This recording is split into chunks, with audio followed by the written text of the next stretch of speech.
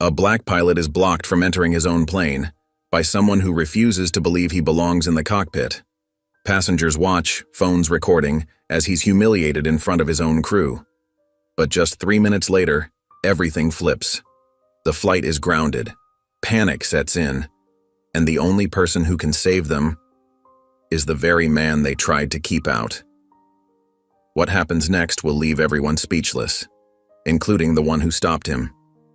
How does justice take flight at 39,000 feet? Before we get into the story, comment below where in the world you are watching from today, and if you like this story, don't forget to subscribe. Through the bustling corridors of Hartsfield-Jackson Atlanta International Airport, the evening crowd moved in waves of hurried footsteps and rolling suitcases. At 6:45 p.m., the warm Georgia sunset painted golden stripes across the employee lounge's windows, creating a peaceful contrast to the controlled chaos outside. Captain Elijah Moore sat in his usual corner spot, his crisp Navy uniform a testament to decades of attention to detail. Every crease was perfect. Every brass button gleamed. His coffee, black, no sugar, sent wisps of steam into the air as he carefully reviewed the flight manifest for his overnight to Zurich. The manifest lay flat on the break room table next to his worn leather flight logbook. As he double-checked the passenger count, his eyes drifted to a photo tucked carefully in the logbook's front pocket. His daughter Maya smiled back at him, her graduation cap slightly crooked, her eyes bright with promise. The corner of his mouth lifted in a small, proud smile. "Looking good for tonight," he murmured to himself, scanning the weather report on his tablet. Clear skies all the way across the Atlantic, with only a slight chance of turbulence near the Irish coast, just the way he liked it. The familiar weight of responsibility settled comfortably on his shoulders as he gathered his materials. 15 years of commercial flights had taught him that preparation was everything. He'd earned every minute of those years, every mile in the sky, though some had tried to convince him otherwise. As Elijah made his way through the terminal, his steady stride and commanding presence drew respectful nods from the airport staff. "Evening, Captain Moore," called out Sandra from the coffee shop, waving as he passed. 2 gate agents smiled and greeted him by name, and he returned their warmth with a genuine smile of his own. Near gate B18, he noticed Mr. Johnson, one of the elderly janitors, jabbing frustrated fingers at a vending machine. The old man's face was creased with worry as he stared at the dollar bill that kept getting rejected. "Let me help you with that, Mr. Johnson," Elijah said, pausing his walk to the gate. He pulled out his own dollar bill and smoothed it carefully against the edge of the machine before feeding it in. The vending machine hummed happily this time, accepting the payment. "Bless you, Captain," Mr. Johnson said, his weathered face breaking into a grateful smile. "These new machines, they don't like us old-timers much." "They just need a gentle touch," Elijah replied warmly, waiting until Mr. Johnson had his snack before continuing on his way. Gate B22 was relatively quiet when he arrived, 30 minutes ahead of schedule as usual. The late evening flight to Zurich typically attracted business travelers, and they hadn't started gathering yet. Elijah liked these moments before the rush, using them to mentally prepare for the long night ahead. He was just about to head down the jet bridge when a figure stepped directly into his path. The young ground marshal couldn't have been more than 25, his uniform still stiff with newness. The name tag read Carter, and everything about his posture screamed discomfort and uncertainty. Carter's eyes moved from Elijah's face to his uniform and back again, his expression hardening with each pass. His hand tightened on his clipboard as he shifted his weight, placing himself more firmly in Elijah's way. "This area is restricted," Carter announced, his voice carrying a sharp edge that drew curious glances from nearby passengers. "Pilots only." Elijah kept his expression neutral, though confusion flickered briefly across his features. He'd walked this same path countless times, greeted by countless faces, but this was new. His hand moved calmly toward his flight bag. "I understand," Elijah replied evenly, reaching for his ID. "I'm Captain Moore. I'm flying tonight." Carter's eyes narrowed, cutting him off. "I'm going to need to see some identification." The young marshal's tone suggested he'd already decided what he was looking at, regardless of what any ID might show. Elijah slowly withdrew his pilot's credentials, holding them steady in the space between them. The plastic caught the fluorescent lighting, clearly displaying his photo, rank, and credentials. Yet Carter's expression didn't shift. If anything, his frown deepened as he studied the ID with exaggerated scrutiny. The air around them grew thick with tension. A few passengers waiting at the gate had stopped their conversations, their attention drawn to the unfolding scene. Some looked uncomfortable, others confused, and a few seemed to understand exactly what was happening. Elijah stood perfectly still, his calm exterior masking the familiar weight of this moment. He'd been here before, different faces, different places, but always the same dance. His daughter's smile flashed in his mind, reminding him of all the conversations they'd had about moments just like this. Carter turned the ID card over, then over again, his skepticism evident in every movement. "This area is for authorized personnel only," he repeated, as if the credentials in his hands weren't real enough, clear enough, professional enough. Carter held out his hand expectantly, and Elijah carefully removed his credentials from his flight bag. The leather of his wallet was soft and worn from years of use as he extracted his pilot's license and airport security badge. His airline-issued tablet displayed his flight manifest and crew assignment in crisp detail. Each item was meticulously maintained, just like everything else in his professional life. "Here you are," Elijah said, his voice steady and professional. He'd been through similar situations before, though usually not quite this blatant. The credentials were all clearly visible in the bright airport lighting, each bearing his name and photograph, Captain Elijah Moore. Carter took the documents with stiff fingers, holding them as if they might bite. His eyes darted between the photos and Elijah's face, his brow furrowed in exaggerated concentration.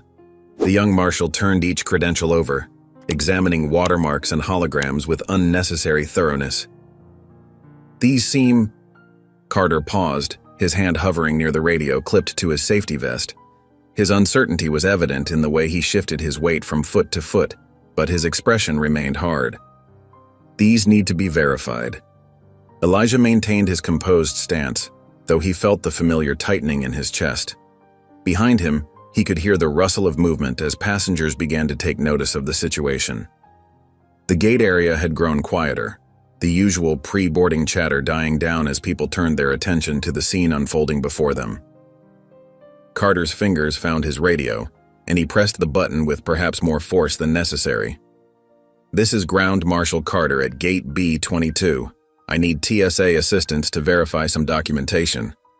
His voice cracked slightly on the last word, betraying his nervousness despite his attempt at authority. The radio crackled with acknowledgement, and within minutes, 2 TSA officers approached from different directions. The first to arrive was Officer Thompson, a veteran of the airport security team. His face lit up with recognition as he spotted Elijah. "Captain Moore," Thompson called out, his friendly tone contrasting sharply with the tense atmosphere.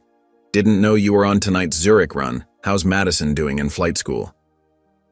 Before Elijah could respond, the second TSA officer, whose name tag read Martinez, stepped forward, positioning himself slightly behind Carter.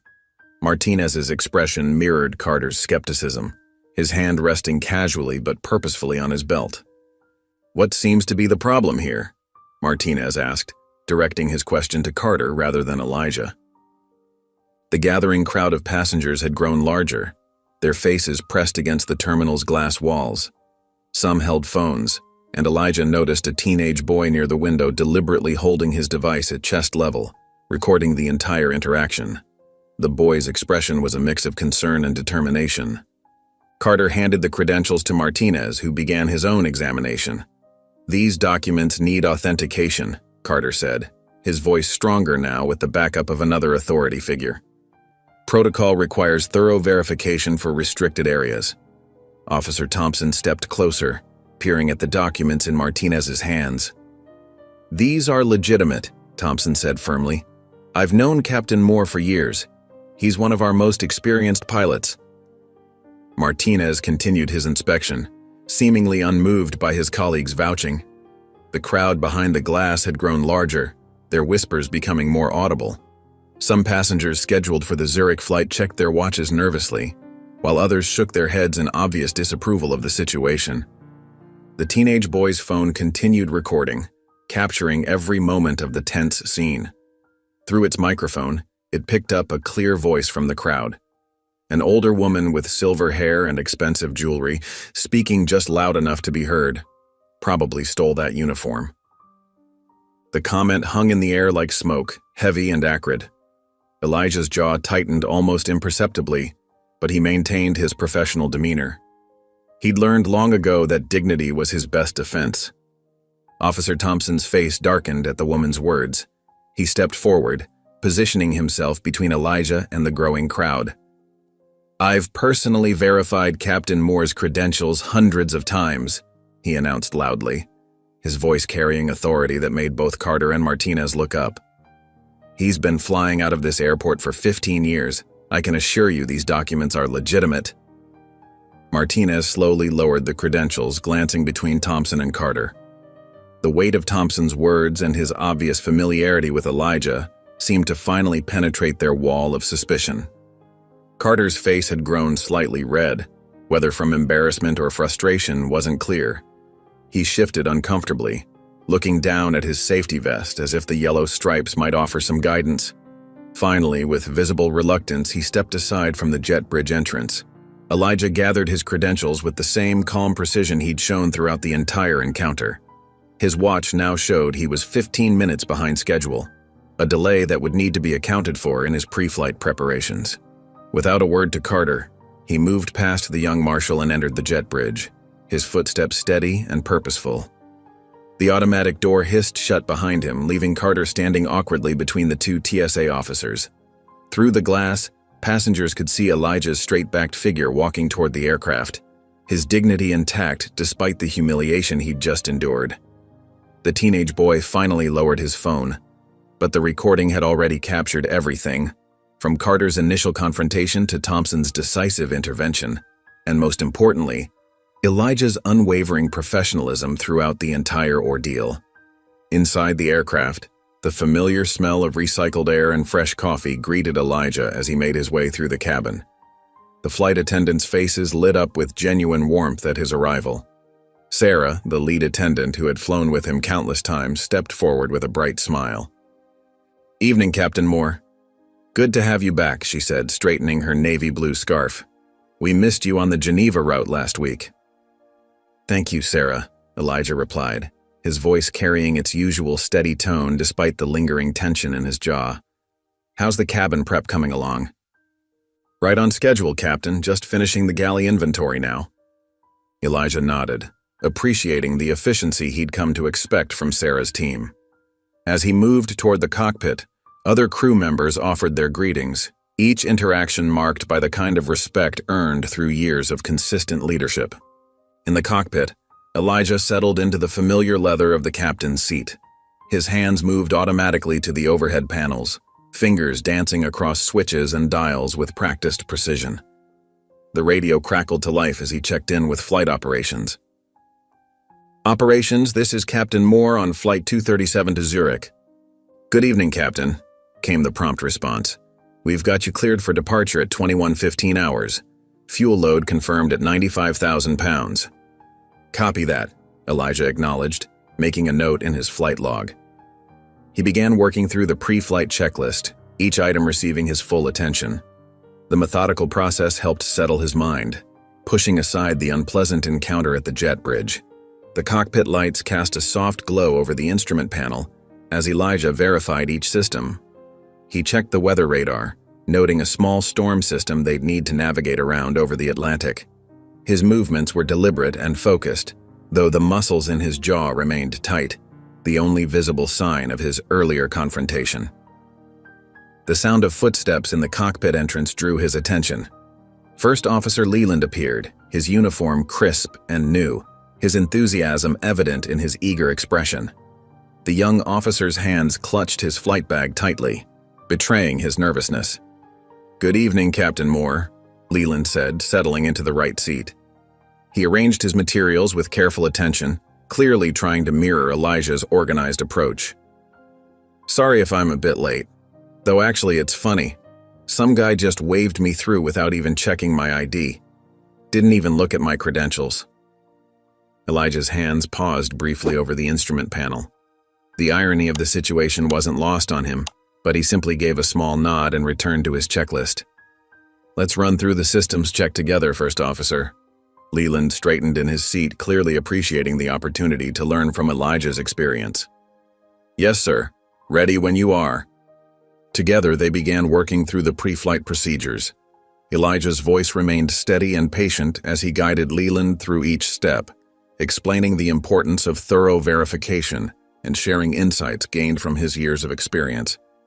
"Always double-check the fuel calculations," Elijah advised, pointing to the relevant display.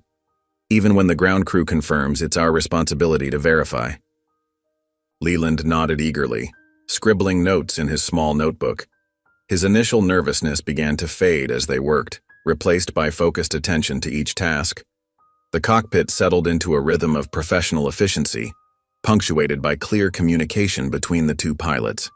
They were nearly finished with their preparations, about to call for pushback, when Leland's breathing suddenly changed.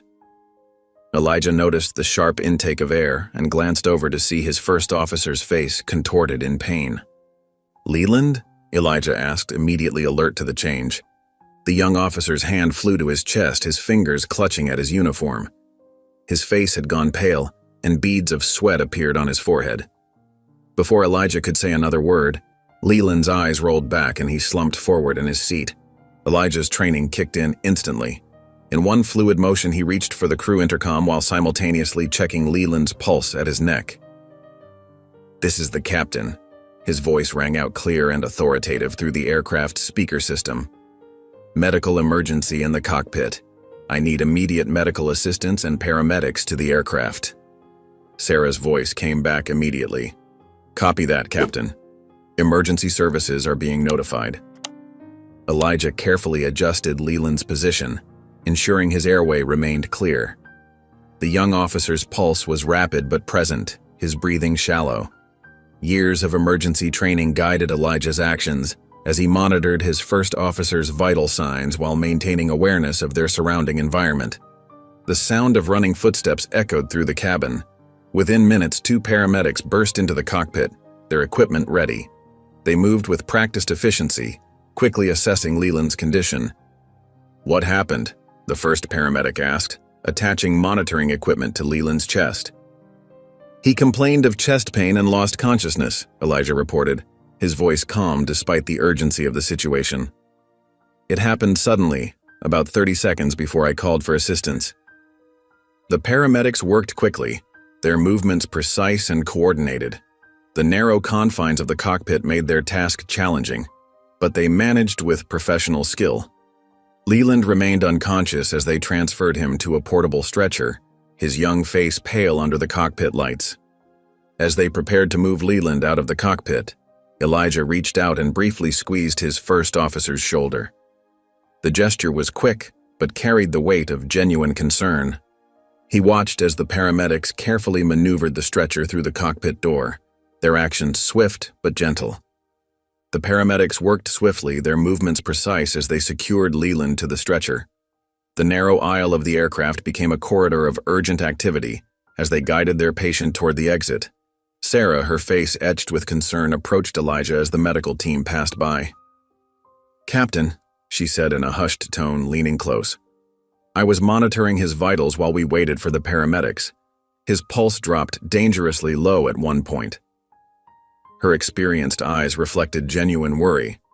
"I've never seen someone crash so suddenly." Elijah absorbed this information with his characteristic composure, though his concern deepened.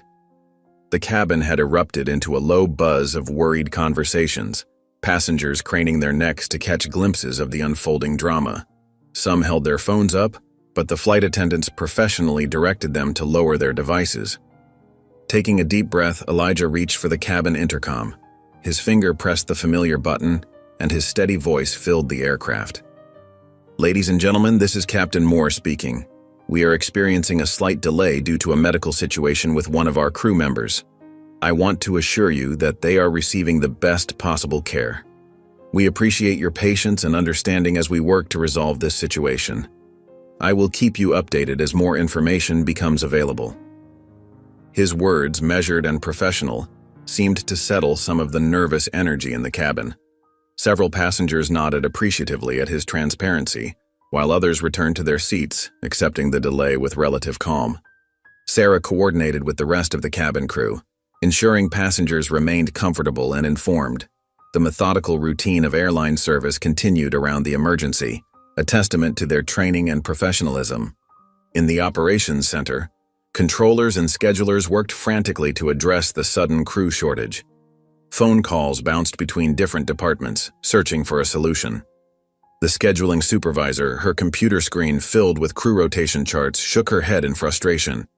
"We need a relief pilot rated for the A330 for transatlantic operations," she explained to her team. "Current position shows nobody within reasonable range." Her fingers flew across the keyboard, checking and rechecking available options. "Nearest qualified pilot is in Chicago, minimum 3 hours out." Messages flew back and forth between operations and the aircraft. Elijah received each update in the cockpit, where he had chosen to remain while awaiting further instructions. The familiar environment of switches, dials, and displays provided a sense of order amid the chaos. "Operations, this is Captain Moore," he radioed. "I'll maintain position in the cockpit pending your guidance. Please keep me informed of any developments regarding First Officer Leland's condition." The response crackled back. "Copy that, Captain. We're still working on crew solutions. Flight status being updated to indefinite delay. Stand by for further instructions." Elijah glanced at the empty first officer's seat beside him, the events of the past hour feeling somehow surreal. His logbook lay open on his knee, the photo of his daughter still visible in its pages. Outside the cockpit windows, the evening sky had deepened to a rich purple, the airport lights beginning to twinkle against the growing darkness. Meanwhile, in the terminal, the teenage passenger who had witnessed the earlier confrontation at the jet bridge sat with his phone, fingers moving quickly across the screen. The video he had captured showed the entire interaction in sharp detail: Carter's suspicious stance, the unnecessary document checks, the elderly woman's prejudiced comment, and Elijah's dignified composure throughout the ordeal. With a few taps, he uploaded the clip to social media. His caption read simply, "He's the captain, you fool." The post went live, immediately gathering views and shares. Comments began appearing within seconds. "This is disgusting. That captain handled it like a pro, though." "Share this everywhere. That guard needs to be fired. Look how calm the pilot stayed, true professional." The video began its journey through the digital landscape, each share adding to its momentum, each view bringing more attention to the incident that had unfolded at Gate B-22. In a small staff office near the terminal, Carter sat alone, his posture rigid in the uncomfortable chair. The computer screen before him displayed the flight information board, where Flight 237 to Zurich now showed "delayed crew issues" in bold letters. His eyes remained fixed on those words, their meaning carrying more weight than the simple status update suggested. The office felt unusually quiet, with only the hum of fluorescent lights and distant airport announcements breaking the silence. Carter's radio sat silent on the desk, its earlier calls for TSA verification now seeming like a distant memory. His hands rested motionless on the desk, his earlier certainty replaced by a growing sense of unease. The same flight status board that held his attention was being photographed by passengers throughout the terminal, each image potentially adding context to the video that was, at that very moment, beginning its viral spread across social media platforms. Carter remained unaware of the digital storm brewing, but something in his rigid posture suggested he already knew that consequences were inevitable. The office clock ticked steadily on the wall, marking time as the evening's events continued to unfold. Through the office window, Carter could see passengers from Flight 237 being redirected back to the terminal, their disappointed faces a direct result of the chain of events that had begun with his actions at the jet bridge. Meanwhile, the soft glow of instrument panels cast a gentle blue light across the cockpit as Elijah sat in his captain's seat, his tablet balanced on his knee. The cabin behind him had settled into an uneasy quiet, broken only by the occasional murmur of conversation and the rustle of snack wrappers. Flight attendants moved through the aisles with practiced efficiency, offering comfort items to passengers who had already waited hours beyond their scheduled departure. Elijah's fingers moved methodically across his tablet screen as he checked his emails, his expression remaining neutral despite the growing complications of the evening. A new message from corporate caught his attention, something about social media response protocols. But before he could open it, footsteps approached the cockpit door. The heavy door swung open, revealing Kenneth Barnes, the senior flight operations officer, his silver-streaked hair and crisp uniform reflecting his decades of experience. Behind him, partially hidden in the shadows of the dimmed cabin lights, stood Carter. The young ground marshal's shoulders were tensed, his gaze fixed firmly on the floor, avoiding any possibility of eye contact with the captain. "Captain Moore," Kenneth said, his voice carrying the weight of authority tempered by respect. "May we have a word?" Elijah gestured to the empty first officer's seat, setting his tablet aside. Kenneth stepped in, but Carter remained hovering uncertainly at the threshold until Kenneth motioned him inside. The young man moved stiffly to stand against the rear wall of the cockpit, his discomfort evident in every rigid movement. Through the cockpit door, Sarah appeared briefly. "We've distributed snacks and beverages to everyone," she reported quietly. "Most passengers are being understanding, but there's definitely some restlessness setting in." Kenneth nodded, waiting until Sarah had closed the door before speaking. "Captain, we've got ourselves a situation here." He pulled out his own tablet, scrolling through what appeared to be a series of messages. "We've checked every possible option within a 200-mile radius. No certified co-pilots available for immediate deployment. The nearest qualified relief pilot is still 3 hours out, minimum." Elijah absorbed this information silently, his experienced eyes taking in the subtle signs of stress in Kenneth's posture. Behind them, Carter shifted uncomfortably, the sound of his movement barely audible over the ambient hum of the aircraft's systems. "There's more," Kenneth continued, his voice lowering slightly. "That video from earlier, the incident at the gate, it's gone viral. Corporate is in full damage control mode. They're worried about the optics of this delay coming right after—" He trailed off, glancing briefly at Carter. The young ground marshal's face flushed red in the dim light, but he remained silent, his eyes still studying the cockpit floor with intense focus. Kenneth straightened in his seat, his expression becoming more formal. "Captain Moore, given your experience level and the special circumstances we're facing, we have authorization to proceed with a solo flight under ground support protocols. It's not ideal, but it's legal under these conditions." He paused, letting the words settle in the confined space of the cockpit. "The question is, are you willing to take full command?" The question hung in the air, heavy with implications. Elijah's gaze moved thoughtfully across the instrument panel before him, taking in the familiar array of controls and displays that had been his professional home for 15 years. When he finally spoke, his voice was measured and clear. "I'll do it," he said, then added, "But I have one condition." Kenneth leaned forward slightly, his eyebrows raising in question. Elijah turned in his seat, looking directly at Carter for the first time since he'd entered the cockpit. "He rides in the jump seat. Full flight." Carter's head snapped up, his face draining of color. Kenneth blinked rapidly, glancing between the two men. "Captain, I'm not sure that's—" Kenneth began, but Elijah cut him off with a gentle shake of his head. "Let him see what we really do," Elijah said simply, his voice carrying no trace of anger or resentment, just quiet determination. "Let him understand exactly what he was trying to keep me from doing tonight." The cockpit fell silent except for the soft beeping of various instruments. Kenneth looked thoughtful, his years of experience allowing him to recognize the opportunity being presented. This wasn't about punishment, it was about education.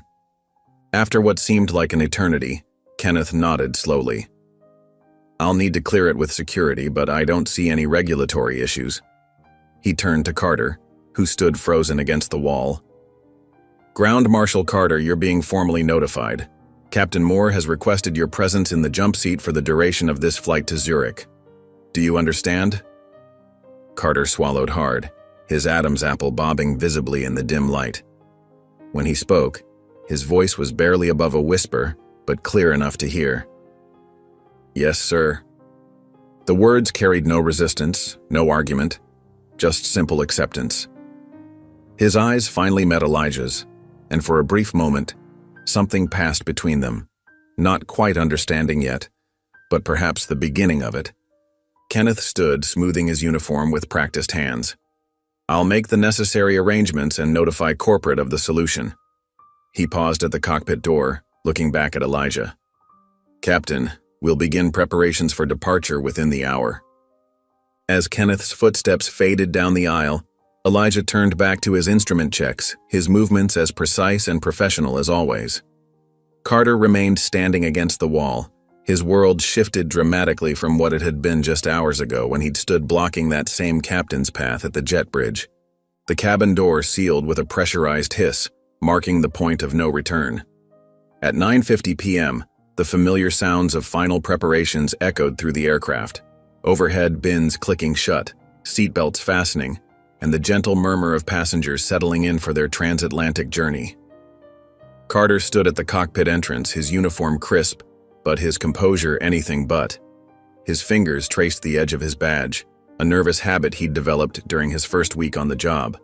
The jump seat behind Captain Moore looked both inviting and intimidating, a front row seat to what promised to be a very long night. "Take your seat, Marshal Carter," Elijah said without turning around, his voice carrying the same professional tone he'd maintained throughout the evening. "Safety harness needs to be secured before we begin taxi." Carter moved mechanically, lowering himself into the jump seat. The harness proved more complicated than expected, with straps that seemed to go in multiple directions. His fingers fumbled with the buckles until a quiet click finally indicated success. Through the cockpit windows, the terminal lights cast long shadows across the tarmac. Ground crew members moved with practiced efficiency, their reflective vests catching the glow of runway lights.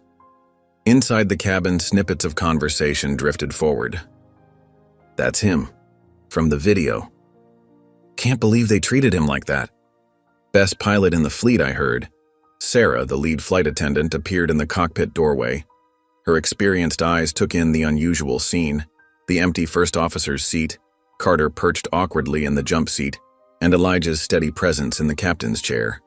"Cabin secured, Captain," she reported professionally, though her warm smile was directed solely at Elijah.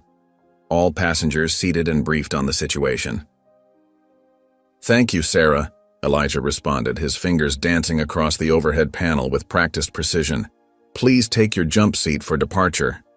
As Sarah disappeared, Elijah began his pre-departure checklist. His voice filled the cockpit with a steady rhythm of commands and confirmations. Flight controls, check. Fuel quantity, 42,000 kilograms verified. Hydraulic systems, all three showing green. Carter watched, initially trying to maintain his professional distance, but soon finding himself drawn into the complexity of the operation. Each switch, each button, each display seemed to hold vital importance. Elijah's hands moved with the confidence of someone who had performed these actions thousands of times, yet he approached each check with unwavering attention. "IRS alignment complete," Elijah announced, tapping a screen showing various navigation data. "FMS route verified against flight plan." He paused, glancing at a digital checklist. "TCAS system, testing." The radio crackled to life. "Atlas 2476 ground control.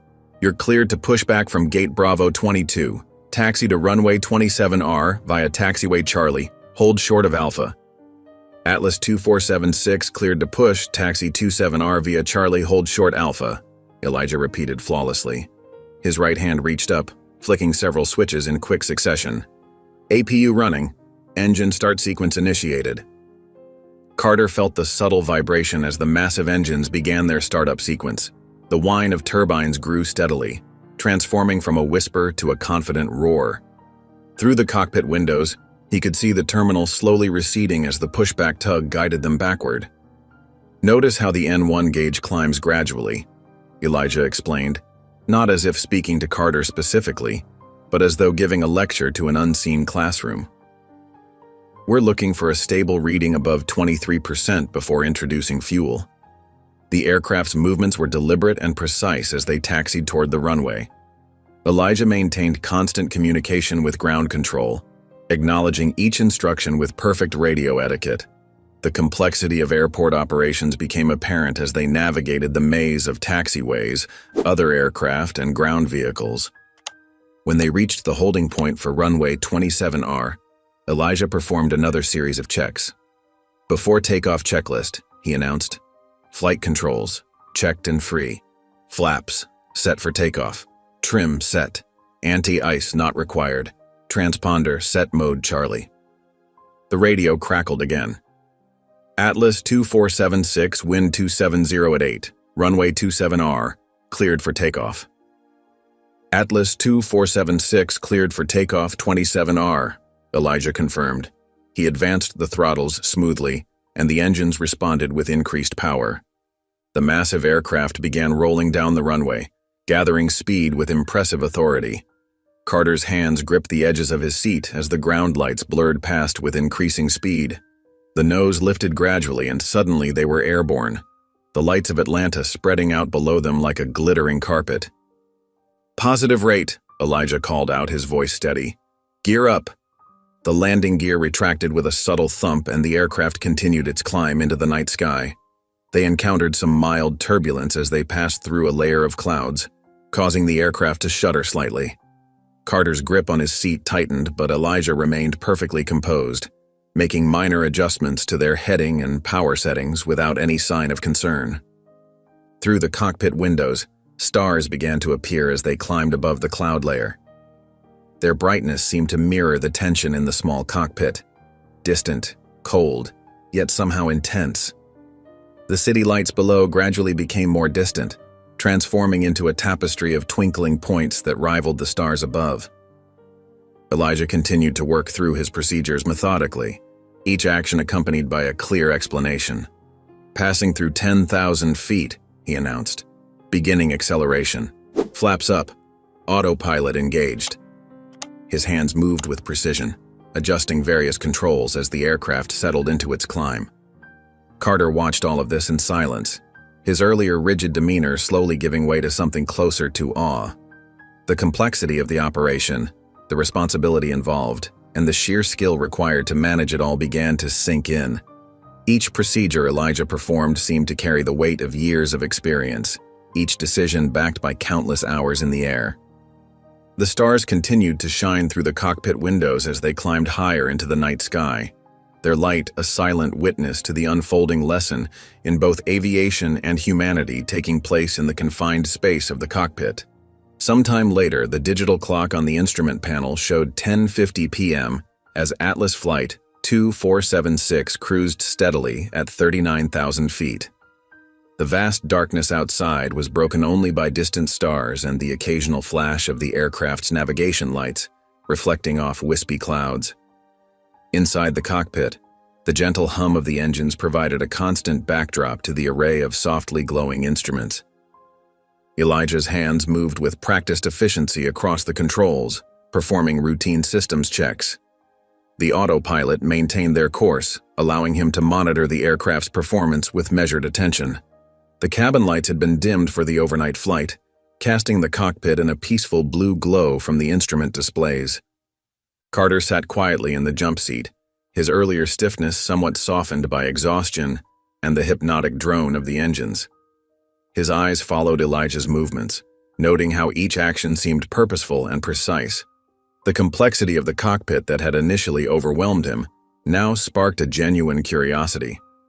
He found himself leaning forward slightly whenever Elijah adjusted a setting or checked a reading, trying to understand the purpose behind each action. "Fuel consumption nominal," Elijah announced to no one in particular, his voice breaking the comfortable silence. "Weather radar shows clear skies ahead." His fingers tapped a few buttons on the overhead panel, confirming various system statuses. The routine checks complete, Elijah settled back in his seat. His reflection in the darkened windscreen showed a face both focused and contemplative. After a few moments, he spoke again, his voice carrying a different weight than his previous technical announcements. "My first solo flight was in a Cessna 152, he said. eyes still forward. Small, single-engine, perfect trainer aircraft. I'd saved for 3 years working 2 jobs to afford those lessons. He paused, adjusting the air conditioning flow. The instructor who signed me off asked me 3 times if I was sure I was ready. He'd never done that with any other student. Carter shifted in his seat, the harness creaking slightly. Elijah continued, his voice steady and measured. When I started applying to commercial airlines, I had 3,500 flight hours. Most pilots got interviews at 1,500. I kept hearing not enough experience until I hit 5,000. His hand reached up to adjust a radio frequency. Found out later some of my colleagues got in with 1,200 hours. Good pilots, all of them. Just didn't look like me. The cockpit fell silent again, save for the constant hum of the engines. Through the windows, the moon had emerged from behind a cloud, casting a silver glow across the aircraft's wing. First year as a commercial pilot, I was mistaken for ground crew 17 times, baggage handler 23 times. Once, a passenger refused to board because they saw me doing the pre-flight walk-around and assumed I was a maintenance worker who'd stolen a uniform. Elijah's voice remained calm, but carried decades of accumulated weight. After a while, you start wearing your credentials on the outside of your jacket. Keep your ID visible at all times. Show up extra early to every flight just in case someone questions your presence. He reached for his water bottle, took a small sip. You know what's funny? The actual flying part, that's always been the easy part. Physics doesn't care what you look like. The sky doesn't ask for extra credentials. His fingers drummed lightly on the control yoke. It's everything else that wears you down.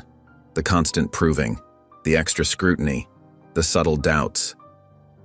Carter's breathing had grown shallow, his earlier exhaustion replaced by an uncomfortable awareness. Elijah continued his story, each word measured and clear. Had a colleague, brilliant pilot, flew F-16s in the Air Force before joining commercial aviation. Left the industry after 3 years. Said he was tired of being the example. Tired of having to be twice as good just to be seen as equal. Elijah checked a gauge, made a minor adjustment. He's selling real estate now. Happier, he says. Doesn't miss the sideways looks, the whispered comments, the constant need to prove himself.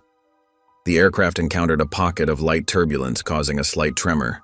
Elijah's hand moved automatically to adjust the thrust, smoothing out their path through the disturbed air. My daughter wants to be a pilot, he said, his voice softening slightly.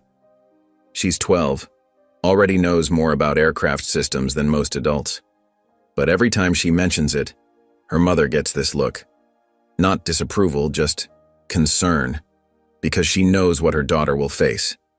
The barriers that shouldn't exist but do. The fights that shouldn't be necessary but are. He paused, checking another system reading before continuing. You know what the worst part is? It's not the obvious stuff. Not the clear discrimination or the outright prejudice. Those you can fight. It's the 1,000 tiny cuts, the extra questions, the double checks, the subtle assumptions, the way you have to prove yourself over and over, flight after flight, year after year. The moonlight caught Elijah's captain's stripes as he adjusted his position in his seat. Most pilots of color I know who left the industry, they didn't leave because they couldn't handle the flying. They left because they got tired of handling everything else, tired of being the first or the only in their crew, tired of representing their entire race every time they step into a cockpit. Carter's voice, when it finally came, was barely above a whisper. I didn't know. Elijah kept his eyes forward, his expression unchanged. That's the point. You never had to. The moment hung in the air, heavy with unspoken understanding. Then, breaking through the tension, a soft electronic chime sounded from the instrument panel. A small yellow light began flashing on the overhead display. Without missing a beat, Elijah's hands moved to the appropriate controls, his voice returning to its professional tone as he began addressing the warning indicator. The transition from storyteller to captain was seamless, his movements calm and practiced as he started the troubleshooting sequence. The Atlantic stretched beneath them like a vast black mirror, reflecting nothing but darkness at this hour. The first hint of trouble came as a subtle vibration through the airframe. a sensation Elijah recognized instantly from thousands of hours in the cockpit. His hands instinctively moved to the controls before the aircraft even began to shake in earnest. The turbulence hit suddenly, causing the massive aircraft to shudder. Carter's fingers clamped down on his armrests, his knuckles turning white as the plane bucked against the unstable air. Despite the violent motion, Elijah's movements remained precise and measured, his eyes scanning the instruments with practiced efficiency. Reaching for the cabin intercom, Elijah's voice came through clear and steady. "Ladies and gentlemen, this is your captain speaking. We've entered an area of turbulent air. I'll be turning on the fasten seatbelt sign, and I ask that all passengers and crew return to their seats immediately. This should pass in a few minutes. Thank you for your patience." The plane lurched again, eliciting a sharp intake of breath from Carter. Elijah's hands moved smoothly across the controls, making minor adjustments to their heading and altitude. His eyes never stopped moving between the various instruments, reading the wind patterns and atmospheric data with the expertise of someone who had weathered countless similar situations. "Watch the vertical speed indicator," Elijah said calmly, pointing to one of the displays. "When you see this pattern, it usually means we're dealing with clear air turbulence. Best approach is to adjust altitude. Sometimes just 1,000 feet up or down can make all the difference." As if to demonstrate his point, he gently eased the aircraft higher, finding a pocket of calmer air. The shaking began to subside, though Carter's grip on the armrests remained tight. The younger man's face had taken on a slightly pale cast in the blue glow of the instrument panels. Just as the turbulence began to settle, a new warning light flickered to life on the navigation display. The yellow caution indicator was joined by a soft but insistent electronic tone. Elijah's eyes narrowed slightly as he studied the readout. "Backup navigation display malfunction," he said, his voice maintaining its professional calm. "Non-critical, but we'll need to run through the override sequence." His fingers began moving across the controls with practiced precision, accessing deeper layers of the aircraft's systems. Carter leaned forward, his earlier fear forgotten in the face of this new development. He watched as Elijah pulled up a series of system diagnostics, each screen more complex than the last. The captain's movements were quick but deliberate, each keystroke and switch flip serving a specific purpose. "This is a Class B override procedure," Elijah explained, not pausing in his work. "It's part of the emergency protocols, but it's rarely needed. You have to execute the steps in exactly the right order." His fingers danced across the keypad, entering a complex sequence of commands. "First, we isolate the affected system." The warning tone continued its steady rhythm as Elijah worked. He walked Carter through each step of the process, explaining the reasoning behind every action. "Now we're going to force a hard reset of the backup nav computer. It's like rebooting your phone but with about 50 more safety checks built in."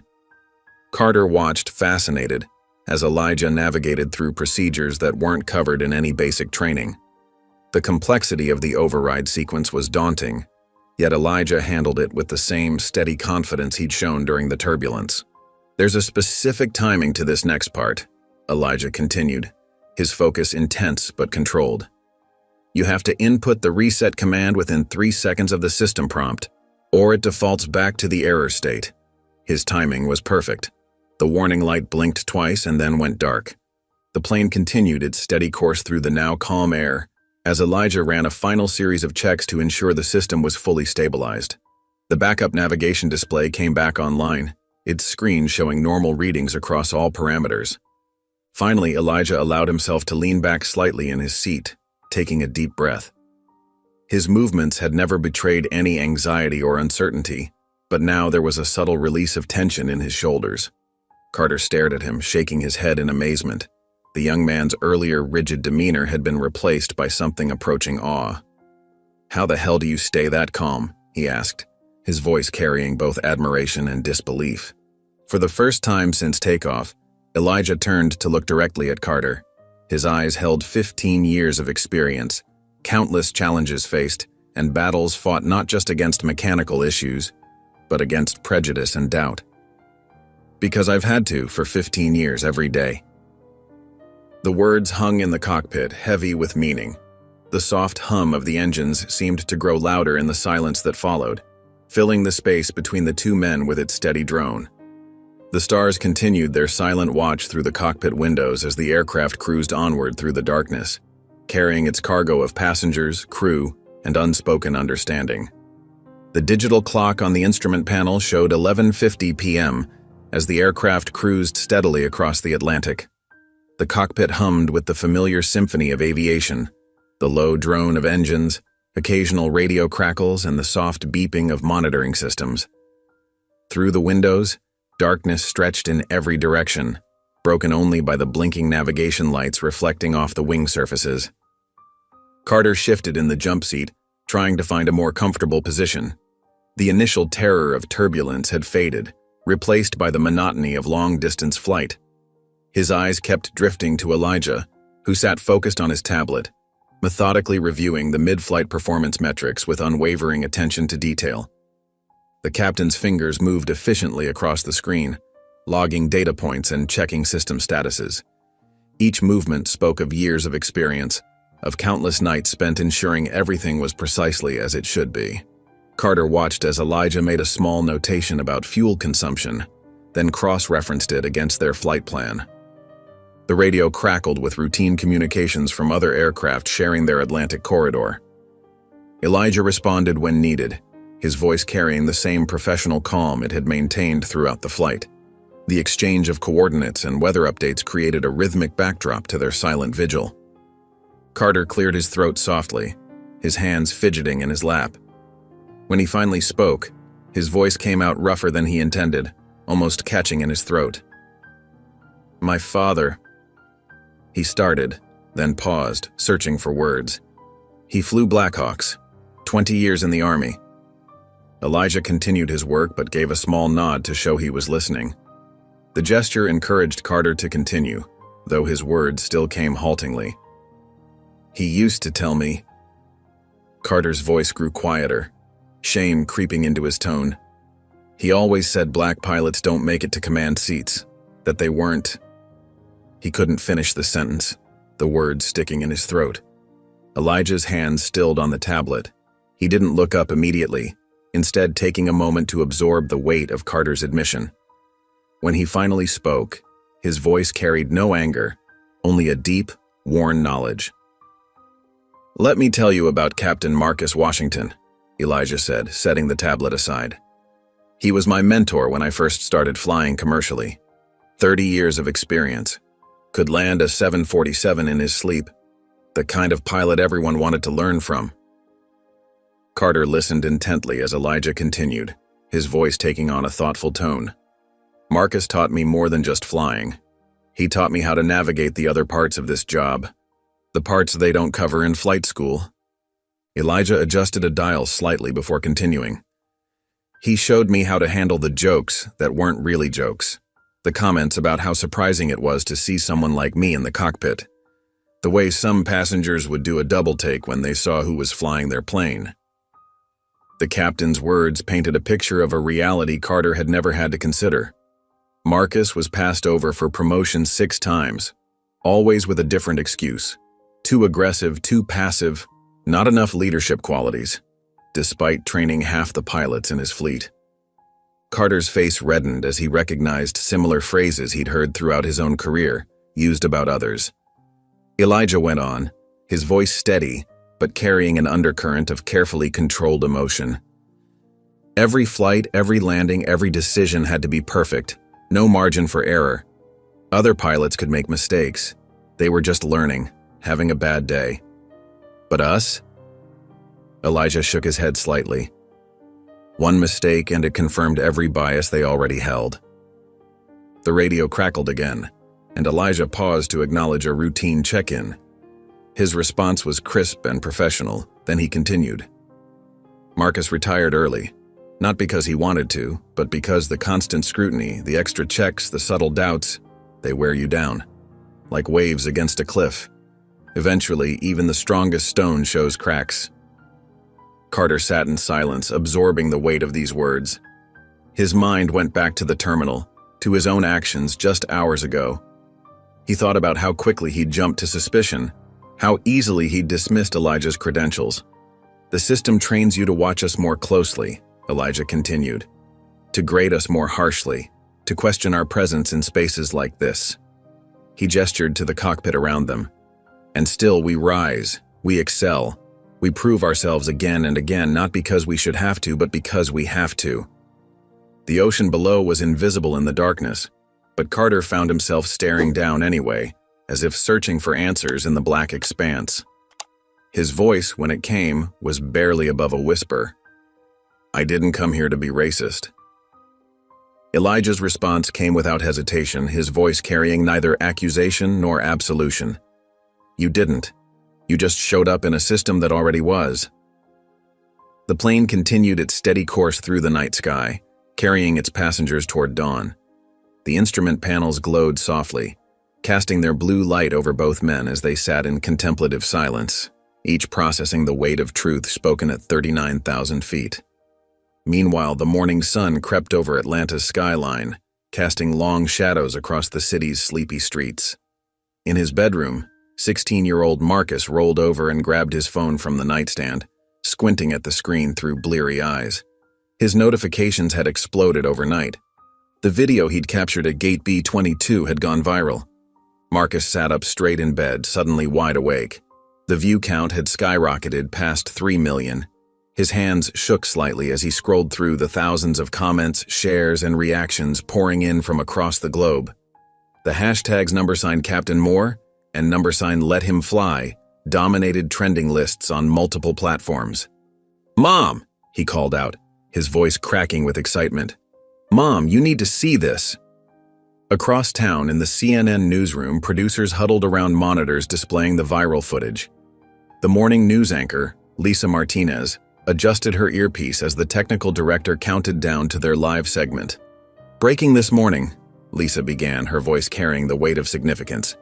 "A video showing a disturbing incident at Hartsfield-Jackson International Airport has sparked a national conversation about discrimination in the aviation industry."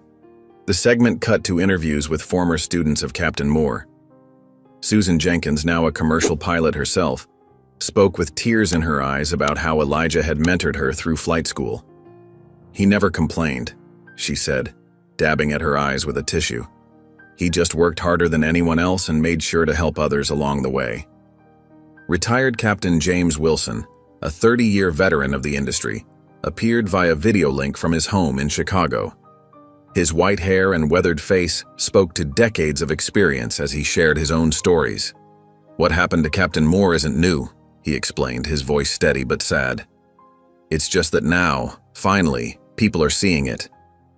Aviation diversity advocates seized the moment to share statistics that had long been overlooked. Dr. Patricia Rodriguez, director of the Aviation Equality Initiative, presented data showing that less than 2% of airline pilots were black.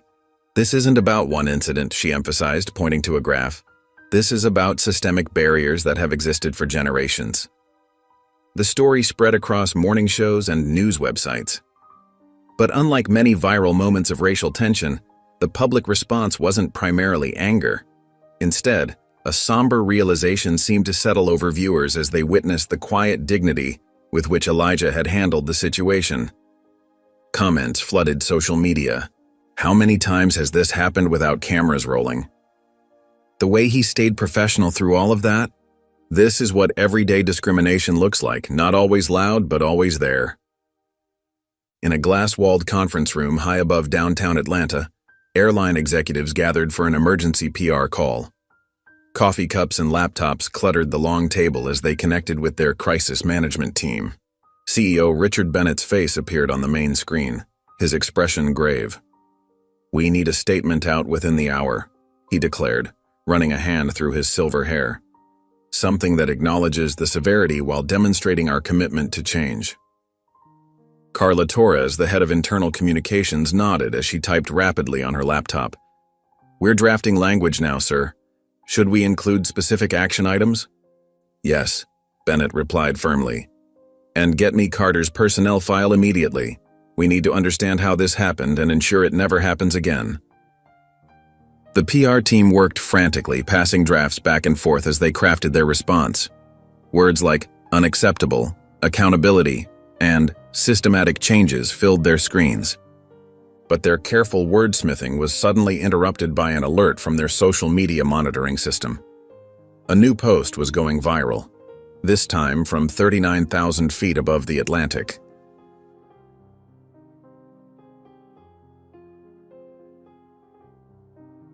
A passenger in first class had managed to capture a photo through the partially open cockpit door. The image showed Captain Moore at the controls, his posture relaxed but alert, his hand steady on the yoke. Behind him sat Carter, his earlier hostility replaced by an expression of genuine attention as he watched Elijah work. The caption read simply, "That's the real lesson. Let him fly." The photo spread even faster than the original video. News anchors paused their coverage to share the update. Social media erupted with fresh comments, many noting the powerful contrast between the two images, the confrontation at the gate and this moment of quiet learning. In the conference room, the executives stared at the new image displayed on their screen. Carla Torres slowly closed her laptop. "I think," she said softly, "this might be more powerful than any statement we could write."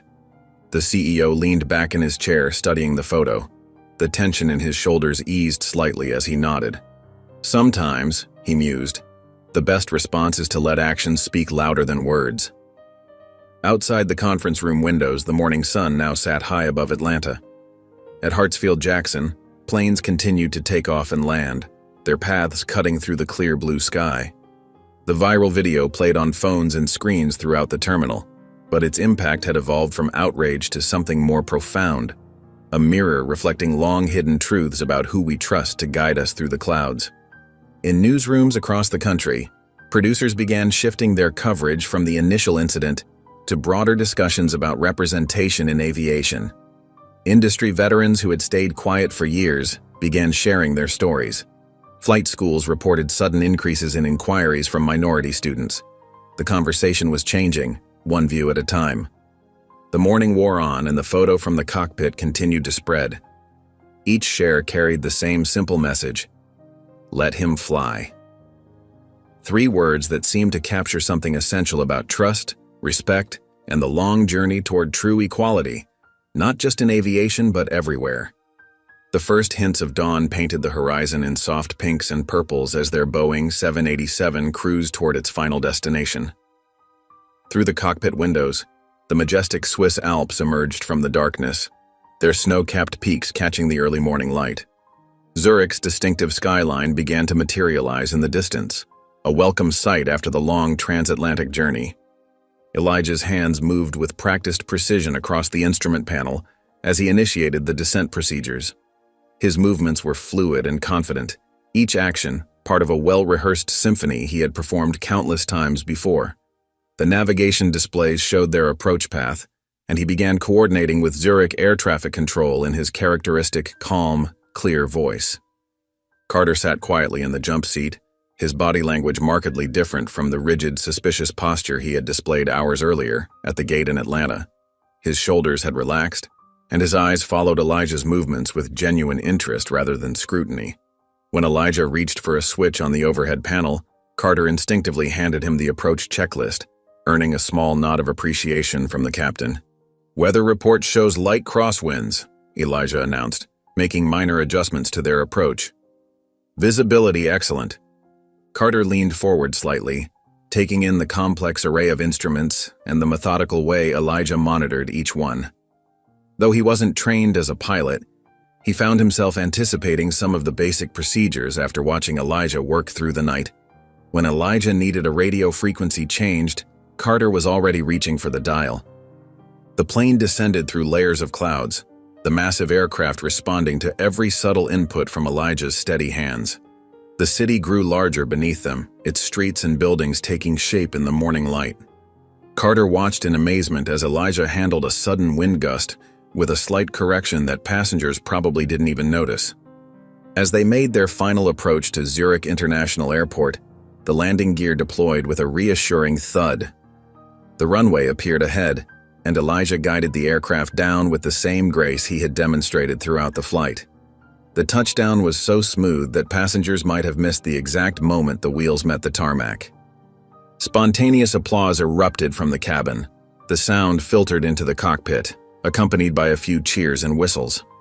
The flight attendants exchanged knowing looks, some discreetly wiping at their eyes. They had all witnessed the confrontation in Atlanta, and this moment felt like more than just appreciation for a smooth landing. Elijah reached for the intercom switch, his expression thoughtful. When he spoke, his voice carried the same professional warmth it always did, but there was an added layer of meaning that wasn't lost on anyone who had seen the video or witnessed the earlier events. "Ladies and gentlemen, this is your captain speaking. Thank you for your patience today during our unexpected delay in Atlanta. We hope you saw the best of us, even under the worst of assumptions. Welcome to Zurich, where the local time is 6:45 a.m. The temperature is a pleasant 18 degrees Celsius, or 64 degrees Fahrenheit." In the cabin, several passengers reached for their phones, recording the landing announcement. A woman in business class dabbed at her eyes with a napkin while her seatmate nodded appreciatively. The flight attendants stood in the aisles, their usual professional smiles carrying extra warmth. Elijah guided the aircraft to its gate with the same precise control he had demonstrated throughout the flight. As the engines spun down and the seatbelt sign chimed off, passengers began gathering their belongings. The cabin filled with the usual sounds of overhead bins opening and quiet conversations, but there was something different in the air, a sense of having witnessed something important. While passengers filed out of the aircraft, Carter remained in the jump seat, watching as Elijah began the post-flight procedures. The cockpit felt different now, the earlier tension replaced by something more contemplative. Elijah moved through his shutdown checklist with the same methodical care he had shown all night, powering down systems and logging final readings. Carter's hands fidgeted slightly in his lap as he watched the last passengers leaving through the cabin windows. His face showed the internal struggle of someone coming to terms with difficult realizations. Finally, he took a deep breath and reached for something he had been avoiding eye contact with all night: the cabin intercom handset. His hand trembled slightly as he picked it up. Elijah paused in his shutdown procedure, turning slightly to observe but saying nothing. Carter's finger hovered over the broadcast button for a moment before pressing it firmly. When he spoke, his voice shook with emotion, but his words came out clear and deliberate. The cabin crew froze in place, their eyes widening as they heard Carter's voice come over the speakers. The remaining passengers in the jet bridge slowed their pace, turning back toward the aircraft as the unexpected announcement began. Through the cockpit windows, the rising sun cast long shadows across the tarmac, as if nature itself was waiting to hear what would come next. Carter's voice trembled slightly over the intercom, but his words carried clearly through the cabin. "I want to say something." He paused, taking a deep breath that was audible through the speakers. "I didn't think Captain Moore was the pilot. I didn't ask, I assumed, and I was wrong." Passengers who had been shuffling toward the exits stopped mid-stride. A businessman lowered his briefcase. A mother held her child closer. The flight attendants stood perfectly still in the aisles, their professional smiles softening into something more genuine.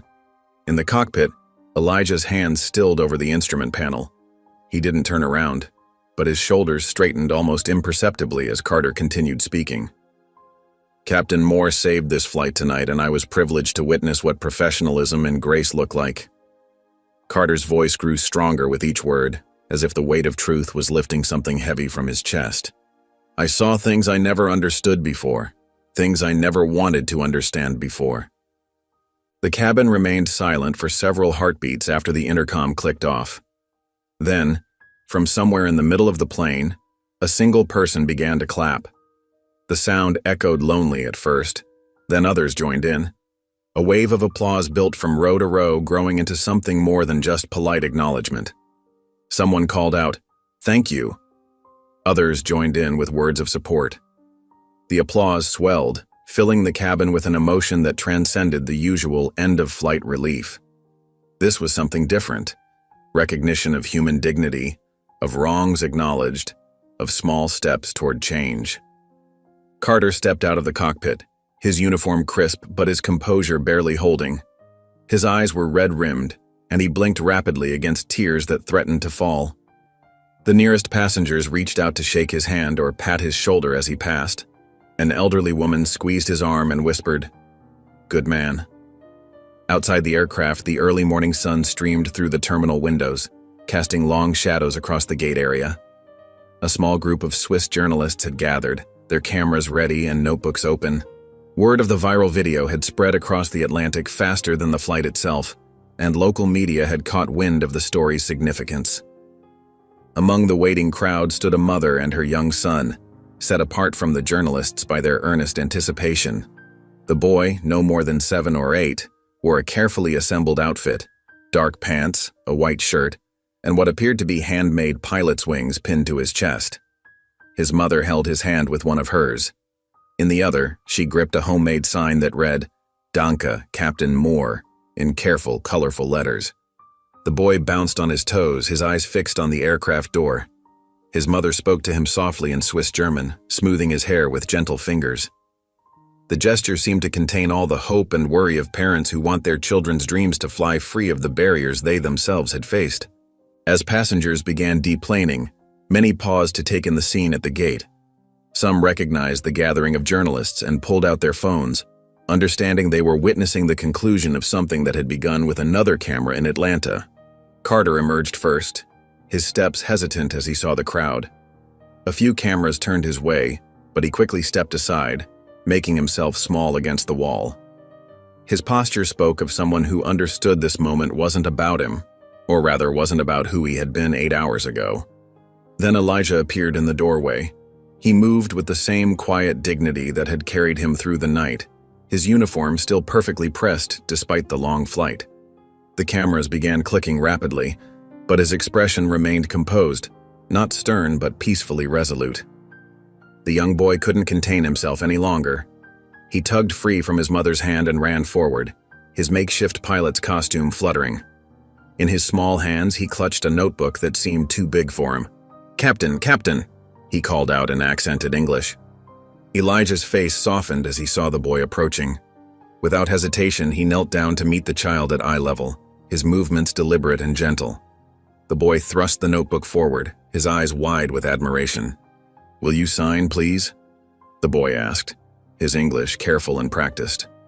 Elijah took the notebook with the same respect he would show to any flight document. He pulled a pen from his breast pocket, the same one he'd used to sign off on countless pre-flight checklists throughout the night. "What's your name?" he asked softly. "Marco," the boy replied, standing as straight as he could in his homemade uniform. Camera flashes burst around them, but neither seemed to notice. This moment existed in its own bubble of understanding between an experienced pilot and a child who dared to dream of following the same path. Elijah signed the notebook with careful strokes, then looked directly into Marco's eyes. "You'll fly higher than me someday," he said quietly. His words meant only for the boy, but carrying enough weight to silence the clicking cameras. Marco's face lit up with pure joy, clutching the notebook to his chest as if it contained all the possibilities of his future. The photographers captured this moment, not the confrontation they might have expected, but something far more powerful. Their lenses caught the gentle smile of a captain who had navigated not just through turbulent skies, but through the storms of prejudice with unwavering grace.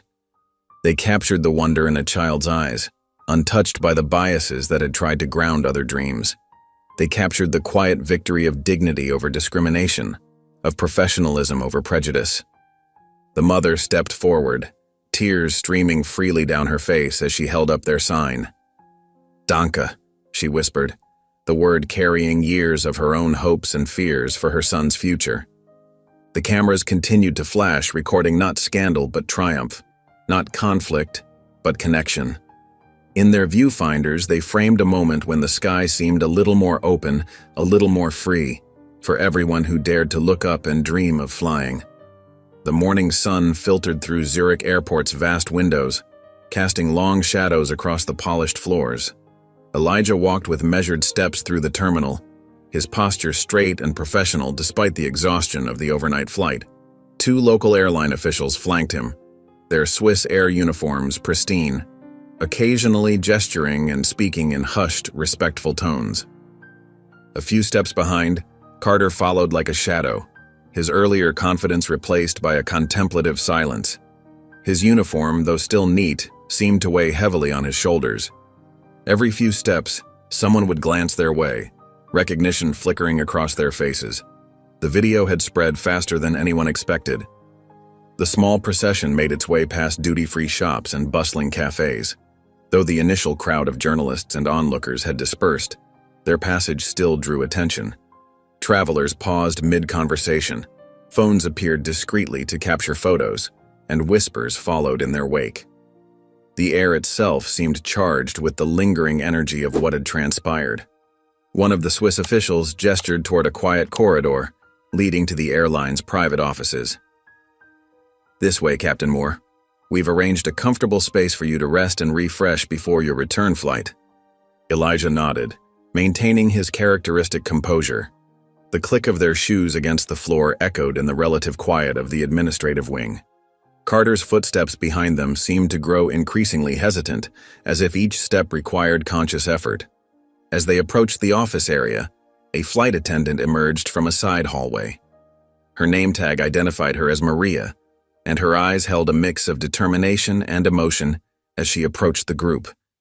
She spoke quietly to one of the officials, who nodded and stepped aside, allowing her a moment with Elijah. "Captain Moore," she began, her voice steady but soft. "May I speak with you privately?" Elijah gestured to a nearby alcove away from the others.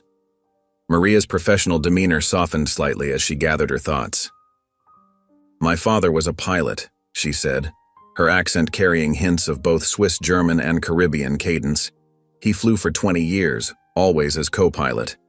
Never made captain, despite perfect records, despite more hours than anyone else in his fleet." She paused, swallowing hard. "He was from Trinidad. Like you, he heard all the excuses. Not enough experience, not the right fit, not ready for command." Elijah listened intently, his eyes showing understanding that went beyond words. Maria continued, her voice growing stronger. "He retired last year, never got his 4th stripe. But this morning, when I saw you in that cockpit, when I heard what happened..." She took a deep breath. "You're making it a little easier for those coming behind you. For people like my father, like me, like that little boy with his sign. Thank you." Elijah reached out and squeezed her shoulder gently. No words were needed. The gesture carried decades of shared understanding. Meanwhile, Carter had drifted toward the airport cafe, seeking a moment of anonymity. The attempt proved futile. Above the coffee bar, a wall-mounted television displayed a news broadcast, the sound muted but the images clear. Carter watched as his own face appeared on screen, footage from the viral video showing his confrontation with Elijah at the gate in Atlanta. The caption below read, "Ground Marshal apologizes mid-flight." The screen split to show social media reactions, comments scrolling past too quickly to read, but the hashtags were clear. Number Captain Moore, number Let Him Fly, number Change Takes Humility. Other travelers in the cafe cast uncertain glances his way. A woman at the next table pulled her purse closer. A businessman in a suit looked from the screen to Carter and back again, his expression unreadable. Carter lowered his head, studying the untouched coffee growing cold before him. The broadcast continued silently above, showing clips from the arrival. The young boy in his makeshift uniform, Elijah kneeling to sign the notebook, the mother with her handmade sign. Each image seemed to carry more weight than the last. Back in the administrative wing, Elijah's phone buzzed with an incoming message. The airline's corporate headquarters had been busy during the flight. The message was carefully worded, clearly crafted by a team of PR professionals. "In recognition of exceptional service and recent events, we are pleased to offer Captain Moore 1 week of paid administrative leave for rest and recovery. A personal media liaison will be assigned to assist with press inquiries and public appearances. Please advise on your preferred schedule for interviews." Elijah read the message twice, his expression unchanging. Rain had begun to fall outside, drops creating intricate patterns on the window glass. He watched them trace their paths downward as he composed his reply, fingers tapping out a response that reflected the same dignity he'd shown throughout the entire ordeal. "Not interested in press, just let me fly." He stood at the window, watching the rain intensify. Behind him, the officials waited respectfully, their tablets displaying the growing media coverage. The story had spread across continents now, But Elijah's attention remained on the rain-streaked glass on the distant runways where aircraft continued their eternal dance of takeoffs and landings. Through the reflection in the window, he could see Carter still sitting in the cafe, shoulders hunched, facing his own kind of turbulence. The rain continued to dot the glass, each drop carrying its own small reflection of the world beyond, a world that perhaps was shifting ever so slightly towards something better. The evening settled over Zurich like a soft blanket, the city's lights twinkling against the backdrop of lingering rain clouds. Elijah made his way through the quiet lobby of a modest business hotel. His rolling suitcase's wheels whispered against the carpeted floor. The day's events had left an invisible weight on his shoulders, though his posture remained characteristically straight. The hotel room was simple but comfortable, clean lines, neutral colors, and a large window overlooking the city's medieval spires. Elijah went through his post-flight routine with practiced precision, each movement deliberate despite his exhaustion. He removed his uniform carefully, pressing out any wrinkles before laying it neatly across the back of a wooden chair.